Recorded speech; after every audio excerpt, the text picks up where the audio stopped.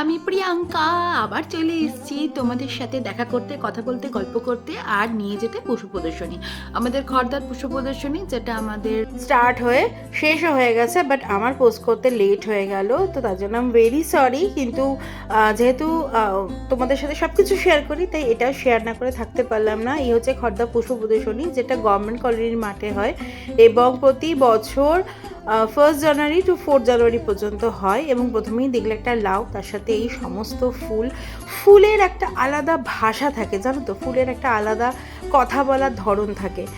আর আমি তো ফুল ভীষণ ভালোবাসি, ইদানিংকালে আমার ফুল ভীষণ ভালো লাগে। আর গোলাপ তার কথা বলা যাবে না। আমি আর পিয়ুষ গেছিলাম পশু প্রদর্শনী। আমরা গেছিলাম 23 জানুয়ারি এবং সেদিনকে কম বেশি ভিড় ছিল, কিন্তু তাও আমি তার মধ্যে এখানে ভিডিও করেছি, ফটো তুলেছি, তোমাদের সাথে শেয়ার করার জন্য ছোট ছোট ক্লিপসগুলো তুলেছি। এবং দেখো তোমরা কত ভিড়, তার মধ্যেখানে আমি ফুল তুলেছি। আর চন্দ্রমল্লিকা, উফ কি বলবো, মানে চোখ মনের শান্তি হচ্ছে ফুল দেখা। আর আমি ফুল ভীষণ ভালোবাসি।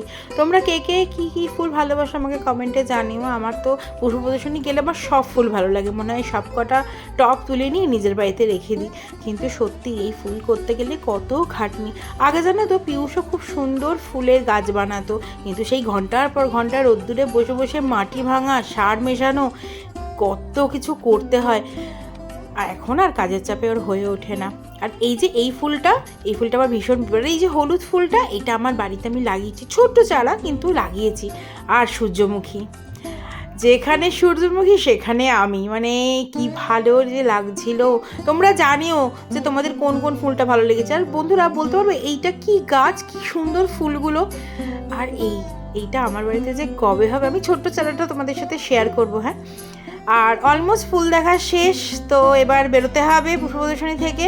আর বেরিয়েই আমি সঙ্গে সঙ্গে গেছি জিলিপির দোকানে, জিলিপির সাথে এই মিষ্টি ছোট ছোট গজা, উফ কি টেস্ট। আর তারপরে খেয়েছিলাম আমরা পাপড়ি চাট, আমি নিয়েছিলাম পাপড়ি চাট আর পিয়ুষ খেয়েছিল ভেলপুরি। লোকটা এত সুন্দর বানায় না, এখনও বসছে, তোমরা যদি আসো তাহলে খেতে পারবে। এখন খাদ্যমেলা চলছে আমাদের খড়দায়। আর এই যে ভাপা পিঠেও ভীষণ সুন্দর খেতে। তবে ওখান থেকে আমাদের কাজ শেষ হয়ে যাওয়ার পর আমরা বেরিয়ে পড়েছিলাম এই যে আমাদের অতি ফেমাস খড়দার স্টেশন রোড। মানে এটা পেরোতে গেলে যে কত টাইম লাগে। চলে এসেছিলাম গোপালদার দোকানে এবং সেখান থেকে কিনেছিলাম কিছু দরকারি ঘরের জিনিস। আর বলো তো এটা কিসের লাঠি। সো আজকের ব্লগটা এখানেই শেষ হচ্ছে, দেখা হচ্ছে তোমাদের সাথে অন্য কোনো নতুন অভিজ্ঞতায়। Bye guys.